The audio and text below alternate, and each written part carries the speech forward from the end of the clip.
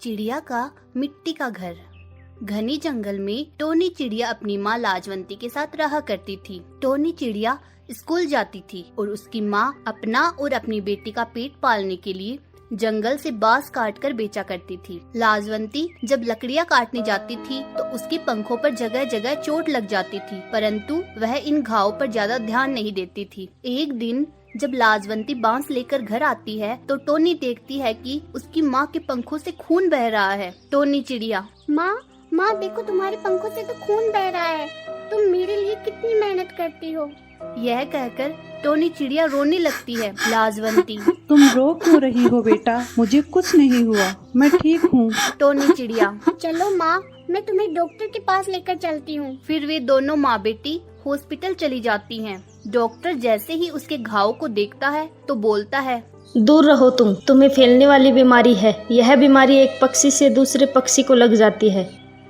दोनों माँ बेटी यह सुनकर बहुत घबरा जाती है। डॉक्टर उसे कुछ दवाइयाँ लिखकर दे देता है और जाते समय लाजवंती से बोलता है, और हाँ, तुम अपनी बेटी से भी दूरी रहना, यह बीमारी उसे भी लग सकती है। इसके बाद टोनी चिड़िया और लाजवंती घर आ जाती है। वे दोनों बहुत परेशान थी। टोनी चिड़िया अपनी माँ के लिए पानी लेकर आती है, लेकिन लाजवंती उसे अपने पास आने से मना कर देती है और बोलती है, दूर रहो मुझसे, वरना तुम्हें भी मेरी बीमारी लग जाएगी। और हाँ, घर के सारे खिड़की दरवाजे बंद कर लो, किसी पक्षी ने सुन लिया तो हमें जंगल से निकाल देंगे। टोनी चिड़िया खिड़की दरवाजे बंद कर लेती है, लेकिन होता वही है जिसका लाजवंती को डर था। कांचा कौवा उन दोनों माँ बेटी की सारी बात सुन लेता है और जंगल के सभी पक्षियों को यह बात बता देता है। सभी पक्षी टोनी चिड़िया के घर के बाहर आकर इकट्ठा हो जाते हैं और जोर जोर से आवाजें लगाने लगते हैं। लाजवंती, बाहर आओ, हमें तुम्हारी बीमारी के बारे में सब कुछ पता चल गया है। अब हम तुम्हें इस जंगल में एक पल भी नहीं रहने देंगे। लाजवंती और टोनी चिड़िया जब दरवाजा खोलकर बाहर आती है तो सभी पक्षी उन्हें मारने लगते हैं और उन्हें मार मार कर जंगल से निकाल देते हैं। अब वे दोनों नदी के किनारे जाकर बैठ जाती हैं। टोनी चिड़िया, माँ, अब हम क्या करें? हमारे पास तो कुछ खाने को भी नहीं है और न रहने के लिए घर। वे दोनों सोचने लगती है। तभी लाजवंती की नजर नदी के किनारे की गीली मिट्टी पर पड़ती है। लाजवंती, क्यों ना हम इस गीली मिट्टी से हमारे लिए एक मिट्टी का घर बनाएं? टोनी चिड़िया, हाँ माँ, आपका विचार तो बहुत ही अच्छा है। चलिए जल्दी से अपना मिट्टी का घर बनाते हैं। टोनी चिड़िया गिल्ली मिट्टी लाती है और लाजवंती उस मिट्टी से बहुत जल्दी और बहुत ही खूबसूरत घर बना देती है। फिर टोनी चिड़िया आसपास से खाना ढूंढ लाती है। फिर वे दोनों माँ बेटी अपने मिट्टी के घर में खुशी खुशी रहने लगती है। कुछ दिनों में लाजवंती की बीमारी भी ठीक हो जाती है। अब उनके जीवन में बस खुशियाँ ही खुशियाँ थी। एक गांव में चिंकी चिड़िया अपने माता पिता के साथ रहती थी। चिंकी चिड़िया अपने माता पिता की इकलौती औलाद थी। चिंकी चिड़िया गांव के एक स्कूल में पढ़ती थी। उसे पढ़ाई के साथ साथ सिलाई करने का बहुत शौक था। उसे जब भी वक्त मिलता वह अपनी माँ की पुरानी सिलाई मशीन निकाल कर उस पर कपड़े सिलना शुरू कर देती। एक दिन ऐसे ही चिंकी चिड़िया सिलाई कर रही थी कि तभी उसकी माँ वहाँ आती है और चिंकी से बोलती है, बेटी, तुम यह क्या कर रही हो? तुम्हारी यह उम्र सिलाई करने की नहीं है, बल्कि पढ़ाई करने की है। चिंकी चिड़िया, हाँ माँ, मुझे पता है, लेकिन मुझे सिलाई करना बहुत पसंद है। चिंकी की माँ, सिलाई तो तुम अपनी पढ़ाई पूरी होने के बाद भी कर सकती हो।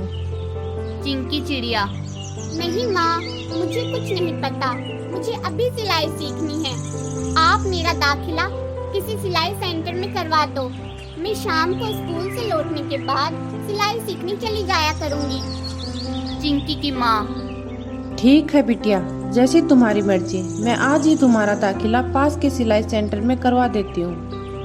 ऐसे ही दिन बीतने लगते हैं। चिंकी चिड़िया 6 महीने में ही बहुत अच्छी ड्रेसेस सिलना सीख जाती है। अब चिंकी चिड़िया धीरे धीरे बड़ी होने लगती है और उसकी उम्र शादी के लायक हो जाती है। एक दिन चिंकी के माता पिता एक दूसरे से बातें कर रहे थे।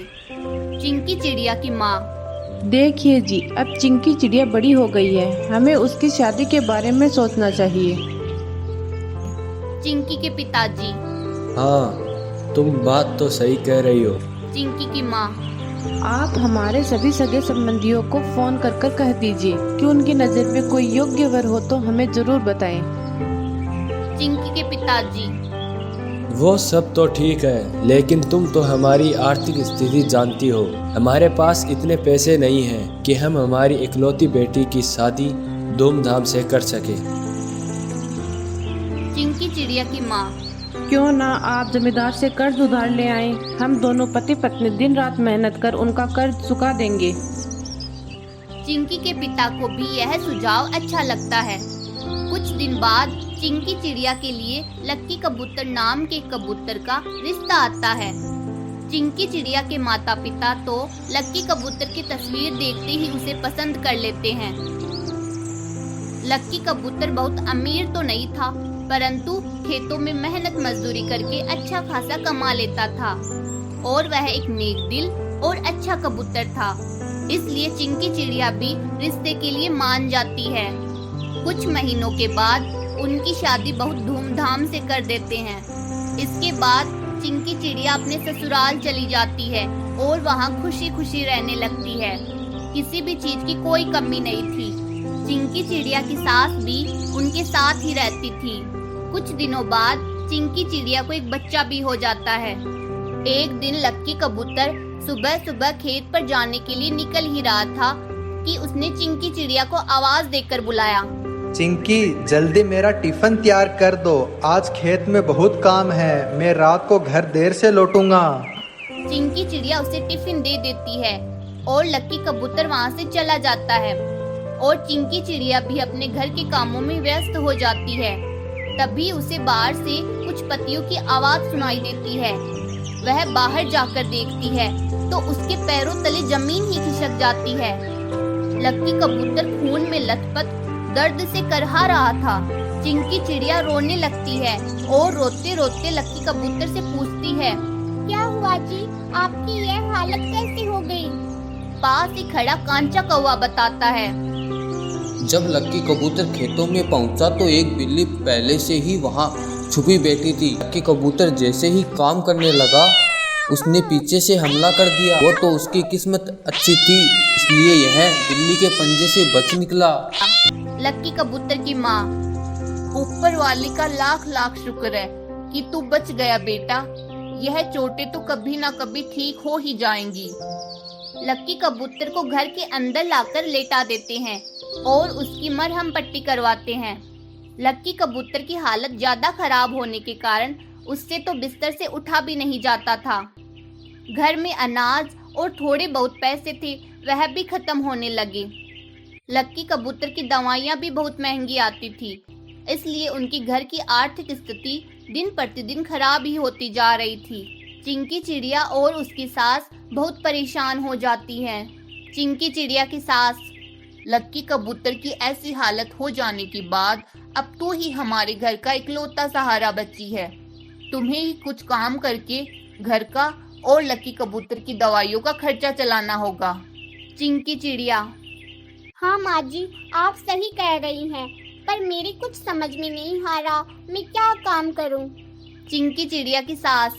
अरे बिटिया, तुम तो सिलाई का काम जानती हो, वही काम क्यों नहीं शुरू कर देती? चिंकी चिड़िया। हाँ माँ जी, लेकिन मेरा बच्चा। चिंकी की सास। तुम बच्चे की चिंता मत करो, उसे मैं संभाल लूंगी। तुम मेरी सिलाई मशीन निकाल लो और उस पर काम करना शुरू कर दो। अगले दिन चिंकी चिड़िया बाजार से कपड़ा ले आती है और उससे अच्छी अच्छी ड्रेसेस बनाती है। वह उन ड्रेसों को लेकर एक बुटीक में जाती है, जहाँ की मालकिन एक बहुत ही नकचड़ी चिड़िया होती है। वह चिंकी चिड़िया की सिली ड्रेसों को देखकर बोलती है, बहुत ही बेकार डिजाइन है, यह भी कोई ड्रेस है? चिंकी चिड़िया गुस्से से। सुनो मैडम, आपको कपड़े नहीं लेने हैं तो मत लीजिए, पर कम से कम जबान को तो संभाल कर बात कीजिए। चिंकी चिड़िया वहाँ से चली जाती है। और अब वह दूसरे बुटीक में जाती है। वहाँ एक तोता उसकी बनाई ड्रेसों को देखता है और बोलता है, वाह, आपकी डिजाइन की दाद देनी पड़ेगी, क्या उम्दा कारीगरी की है। ये लीजिए पैसे, यह सब ड्रेसेस मुझे दे दीजिए। चिंकी चिड़िया खुशी खुशी वह पैसे ले लेती है। जब वह जाने लगती है तो तोता उससे बोलता है, ऐसी ही अच्छी अच्छी ड्रेस लेकर आती रहना, मैं तुम्हें उनके अच्छे पैसे दूंगा। चिंकी चिड़िया हाँ बोलकर वहाँ से चली जाती है। रास्ते में से वह लक्की कबूतर की दवाइयाँ और घर का राशन भी ले लेती है। चिंकी चिड़िया खुशी खुशी अपने घर आकर अपनी सास और लक्की कबूतर को सारी बात बताती है। वे सब भी बहुत खुश होते हैं। चिंकी चिड़िया नए नए डिजाइन के कपड़े सिलकर बुटीक में देने लगी। ऐसे डिजाइनर कपड़ों की चर्चा पूरे जंगल में फैल गई। अब बहुत से पक्षी उससे घर पर ही कपड़े सिलवाने आने लगे। उनके घर पर हमेशा पक्षियों की भीड़ लगी रहती। इस तरह चिंकी चिड़िया की तरक्की देख चिंकी चिड़िया की सास बोलती है, बेटा, अब तो तुमसे कपड़े सिलवाने बहुत से ग्राहक आने लगे हैं, अब तुम्हें खुद का बुटीक खोलना चाहिए। लक्की कबूतर, हाँ चिंकी, माँ सही कह रही है, तुम्हें ऐसा ही करना चाहिए। चिंकी चिड़िया को भी उनकी बात सही लगती है। वह अपना बुटीक खोल लेती है। काम बहुत ज्यादा होने के कारण वह जंगल के 3-4 पक्षियों को भी अपने बुटीक में काम पर रख लेती है। इधर लक्की कबूतर की तबीयत में भी बहुत सुधार हो जाता है। अब इनकी जिंदगी फिर से खुशियों से भर गई। बच्चों, बताइए आज की स्टोरी कैसी लगी? स्टोरी अच्छी लगी हो तो वीडियो को लाइक करें, शेयर करें, कमेंट करें और चैनल को जरूर सब्सक्राइब करें। Thanks for watching.